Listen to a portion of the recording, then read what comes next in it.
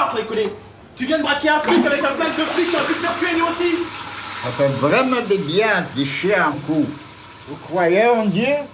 Il faut pas se demander si on croit en Dieu, mais si Dieu croit en nous.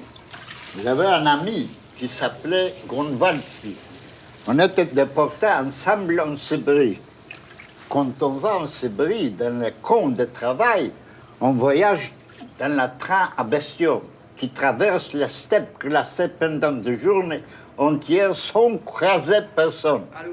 On se tient chaud ensemble. Ouais, je quitte pas, ouais. Mais le problème, c'est que pour se soulager, pour chier, c'est pas possible dans un wagon. Et le seul moment où on s'arrêtait, c'était pour mettre l'eau dans la locomotive.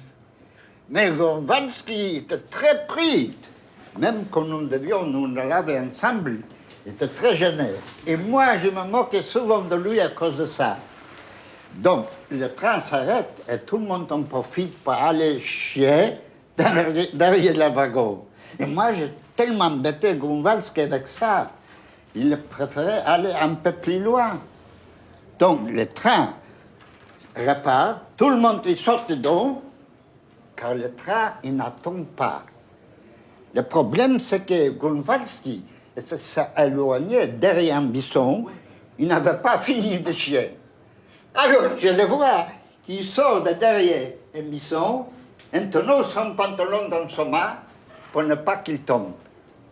Il essayait d'attraper le train. Je le tends la main.